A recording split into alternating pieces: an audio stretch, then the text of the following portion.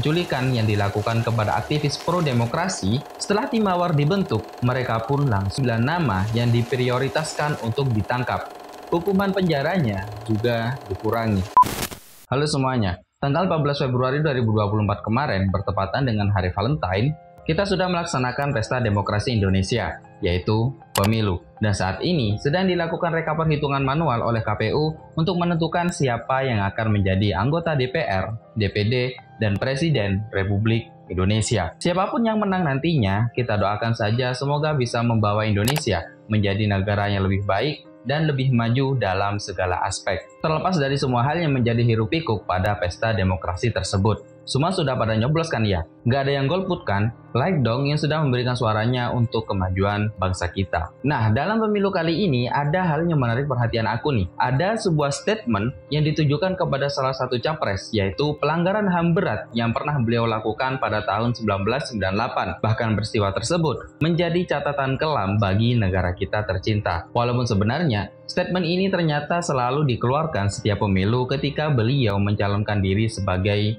calon presiden. Peristiwa itu dikenal dengan tragedi penghilangan paksa atau dikenal juga dengan penculikan aktivis 1997-1998. Melihat komentar-komentar dari netizen di sosial media, ternyata ada beberapa netizen yang belum mengetahui peristiwa tersebut. Kenapa peristiwa tersebut bisa terjadi? Apa yang sebenarnya terjadi dalam peristiwa tersebut? Dan siapa saja yang menjadi korban dalam tragedi tersebut? Mari kita bahas bersama dalam tragedi.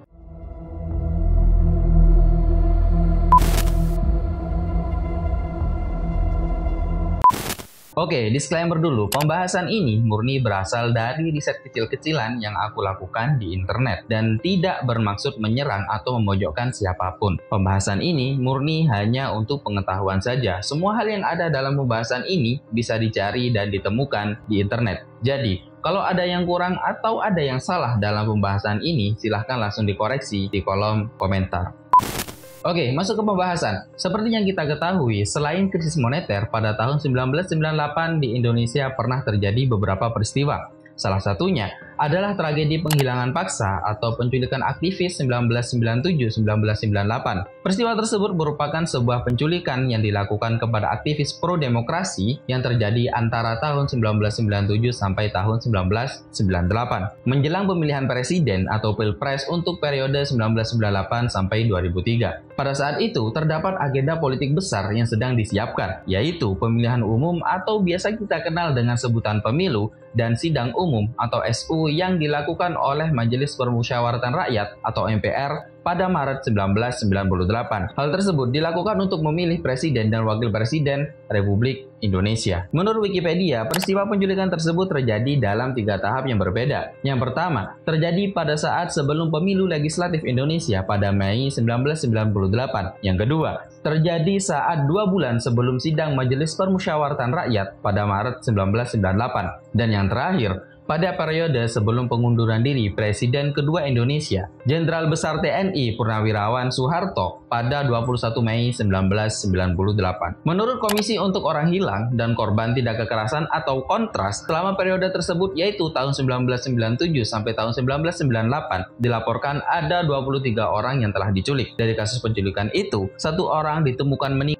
Dia bernama Leonardus Gilang. Dia ditemukan di hutan Watu Ploso, Magetan. Lalu 9 orang dibebaskan dan 13 orang lainnya masih tidak ditemukan sampai saat ini. Dilansir dari kompas.com edisi tanggal 30 September 2021, tragedi ini berawal sejak terjadinya sebuah peristiwa pada 27 Juli 1996 yang dikenal dengan peristiwa Kuda Tuli, yang akhirnya membuat Danjen Kopassus pada waktu itu memberi perintah lisan secara khusus kepada Komandan Batalion 42 di bawah Grup 4 Sandi Yuda untuk mengumpulkan data dan informasi mengenai kegiatan kelompok radikal pada peristiwa tersebut, dan akhirnya membentuk tim khusus pada pertengahan Juli 1997. Terdapat 3 tim yang dibentuk pada waktu itu. Salah satunya adalah tim Mawar yang memiliki andil sangat besar dalam peristiwa penculikan aktivis ini. Setelah tim Mawar dibentuk, mereka pun langsung menjalankan operasi mereka.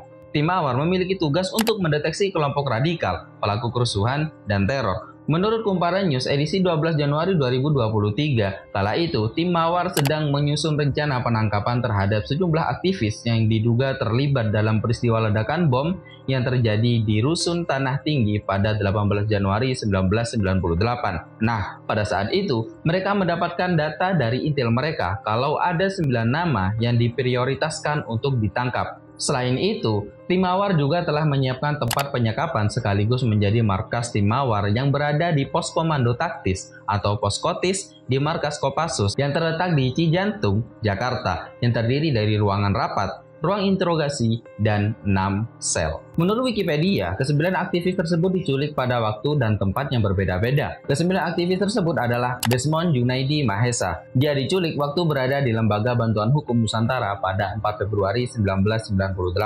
Haryanto Taslam tidak diketahui di mana dan kapan dia diculik. Raharja Waluya Jati diculik di RSCM setelah konferensi pers Yayasan Lembaga Bantuan Hukum KNPD pada 12 Maret 1998. Pius Lustri Lanang diculik di depan RSCM setelah konferensi pers untuk Lembaga Bantuan Hukum di Jakarta pada 2 Februari 1998. Faisal Reza diculik di RSCM setelah konferensi pers di Jakarta 12 Maret 1998. Nezar Patri diculik di Rusun Klender pada 13 Maret 1998 bersamaan dengan Aan Rusdianto dan Mugianto. Dan yang terakhir adalah Andi Arief yang diculik di Lampung pada 28 Maret 1998. Selain dari 9 orang aktivis yang berhasil ditangkap tersebut, ternyata sudah ada sekitar 13 orang aktivis lainnya yang sudah ditahan oleh tim Mawar di markas Kopassus tersebut. Dari semua aktivis yang berhasil ditangkap oleh tim Mawar, 9 orang dibebaskan dan dipulangkan ke rumahnya. 9 orang tersebut adalah Desmond, Pius, Haryanto, Raharja, dan Faisal Reza yang disekap kurang lebih 1,5 sampai 2 bulan hingga akhirnya mereka dipulangkan ke kampung halaman mereka. Sedangkan An, Mugianto, dan Nezar disekap selama 3 hari, kemudian mereka diserahkan ke Polda Metro Jaya pada 15 Maret. Ketiganya baru dibebaskan pada 5 Juli 1998. Sedangkan 13 aktivis lainnya yang juga ditahan oleh tim Mawar tidak pernah diketahui keberadaannya sampai hari ini. Ke-13 orang aktivis tersebut adalah Petrus Bima Anugras, mahasiswa Universitas Airlangga dan STF Driyakara yang hilang pada 30 Maret 1998. Herman Hendrawan, mahasiswa Universitas Airlangga yang hilang pada 12 Maret 1998. Suyat, aktivis SMID, hilang di Solo pada 12 Februari 1998. Wiji Tukul, seorang penyair dan aktivis Jaker, hilang pada 10 Januari 1998. Yani Afri, seorang sopir pendukung PDI pro Megawati, hilang bersama dengan temannya yang bernama Sony pada tanggal 26 April 1997.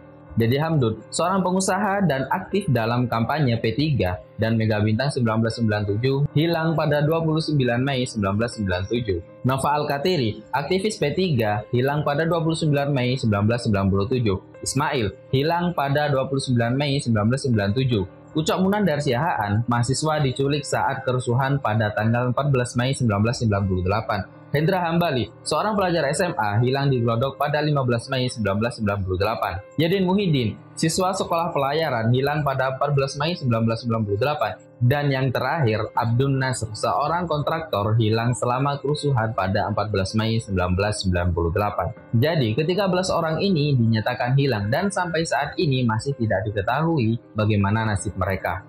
Menurut salah satu aktivis yang berhasil melarikan diri dari penyekapan tersebut, dia memberikan kesaksian kalau aktivis yang menjadi korban penculikan tersebut tidak hanya ditahan, mereka juga mengalami penyiksaan dari pemukulan hingga disetrum dengan aliran listrik. Menurutnya, hal itu dilakukan agar mereka tidak lagi mengganggu rezim yang sedang berkuasa pada zaman itu. Tidak perlu aku kasih tahu lagi kan siapa orangnya, kalian pasti sudah pada tahu siapa orang yang dimaksud. Pada akhirnya, peristiwa tersebut membuat 11 anggota tim Mawar dibawa ke Mahkamah Militer Tinggi atau Mahmilti II pada bulan April 1999 untuk mempertanggungjawabkan semua perbuatan mereka. Komandan tim Mawar pada saat itu dijatuhi hukuman penjara selama 22 bulan dan dipecat dari kemiliteran. Pengadilan juga menjatuhkan hukuman 20 bulan penjara kepada beberapa komandan infanteri, serta memecat mereka dari dinas aktif. Tapi anehnya, beberapa tahun kemudian 2 orang kapten infanteri yang seharusnya sudah dipecat pada waktu itu malah muncul kembali sebagai komandan Kodim di Jawa Tengah dan di Kepulauan Maluku. Diketahui kedua perwira ini pernah mengajukan banding ke Mahkamah Agung, tapi keputusan dari Mahkamah Agung sendiri tidak pernah dipublikasikan ke masyarakat. Pada saat yang bersamaan, 6 prajurit lainnya dijatuhi hukuman 1 tahun 4 bulan penjara. Tetapi mereka tetap bisa mempertahankan posisi mereka di dalam militer. Jadi, mereka berenam tidak dipecat dan tetap menjadi anggota militer. Hanya saja, mereka harus menjalani hukuman yang sudah dijatuhkan kepada mereka. Dan menurut pengakuan dari Komandan Tim Mawar pada saat persidangan di Mahkamah Militer tersebut, ada seorang kolonel yang memerintahkan penculikan aktivis tersebut. Tetapi kolonel tersebut tidak pernah diadili sama sekali, sehingga hal tersebut tidak bisa dikonfirmasi kebenarannya. Menurut Wikipedia, ketika kasus ini kembali mencuat pada tahun 2007, Panglima TNI pada waktu itu menyatakan kalau hanya ada 1 orang dari 6 tentara yang direkomendasikan untuk dipecat, pada akhirnya benar-benar dipecat, yaitu komandan dari Tim Mawar. Sedangkan 5 tentara lainnya dinyatakan terbebas dari hukuman pemecatan dan bahkan hukuman penjaranya juga dikurangi. Dan akhirnya, kasus ini pun diselidiki oleh Komisi Nasional Hak Asasi Manusia atau Komnas HAM dan hasilnya sudah diserahkan kepada Jaksa Agung pada tahun 2006. Diketahui kalau tim penyidik Komnas HAM untuk kasus penghilangan orang secara paksa ini sudah bekerja sejak 1 Oktober 2005 hingga 30 Oktober 2006. Jadi penyidik Komnas HAM sudah bekerja untuk mendalami kembali kasus ini selama 1 tahun. Abdul Hakim Garuda Nusantara, Ketua Komnas HAM pada tahun 2006, meminta agar hasil penyelidikan yang didapatkan dilanjutkan oleh Kejaksaan Agung untuk membentuk tim penyidik, karena telah didapatkan bukti yang cukup untuk menyimpulkan terjadinya kejahatan kemanusiaan. Dan asisten tim ad hoc penyidik peristiwa penghilangan secara paksa pada 1997 sampai 1998, Lamria, menyatakan ada beberapa orang dari 13 aktivis yang dinyatakan hilang tersebut diketahui pernah berada di pos komando taktis atau poskotis Kopassus yang berada di Cijantung tersebut. Komnas HAM pun menyimpulkan ada bukti permulaan pelanggaran HAM berat dalam kasus penghilangan paksa ini. Kesimpulan tersebut berdasarkan dari penyelidikan dan kesaksian 58 korban dan masyarakat, 18 anggota dan purnawirawan Polri, dan juga seorang purnawirawan TNI. Hingga pada 22 Desember 2006, Komnas HAM meminta DPR untuk mendesak Presiden waktu itu, yaitu Bapak Susilo Bambang Yudhoyono, untuk segera mengerahkan dan memobilisasi semua aparat penegak hukum untuk menuntaskan kasus ini. Bahkan, pada 7 Februari 2007, Agung Laksono, selaku Ketua DPR pada waktu itu, juga meminta Presiden untuk memerintahkan Jaksa Agung melakukan penyelidikan dan penyidikan berdasarkan temuan Komnas HAM untuk menuntaskan kasus penculikan 13 aktivis tersebut. Tapi sayangnya, pihak Jaksa Agung malah mengembalikan laporan penyelidikan Komnas HAM tersebut dan sampai hari ini masih tidak pernah ada kejelasan. Peristiwa penculikan aktivis pada tahun 1997 sampai 1998 ini sebenarnya masih abu-abu. Siapa yang sebenarnya menjadi dalang dalam peristiwa ini pun masih menjadi misteri. Bahkan sampai saat ini, keluarga dari korban tragedi tersebut masih menunggu dan menuntut pemerintah untuk mengusut tuntas peristiwa yang terjadi pada tahun 1997 sampai 1998 tersebut. Kurang lebih sekitar 25 tahun, mereka selalu menunggu kepastian dari keluarga mereka yang menjadi korban pada tragedi tersebut. Oke, itulah sedikit pembahasan tentang tragedi penghilangan secara paksa atau penculikan aktivis yang terjadi pada tahun 1997 sampai 1998. Pembahasan ini murni berasal dari riset kecil-kecilan yang aku lakukan di internet, dan semua yang ada di dalam pembahasan ini bisa dicari dan ditemukan di internet. Dan juga tidak pernah bermaksud untuk memojokkan siapapun. Pembahasan ini hanya untuk pengetahuan saja. Jadi, kalau ada yang salah atau kurang tepat dari pembahasan tadi, silahkan dilengkapi di kolom komentar. Kritik dan saran, tulis juga di kolom komentar. Jangan lupa subscribe dan nyalakan loncengnya agar tidak ketinggalan pembahasan yang lainnya. Like kalau suka dengan video ini, dislike aja kalau nggak suka. Huda di sini dan sampai jumpa.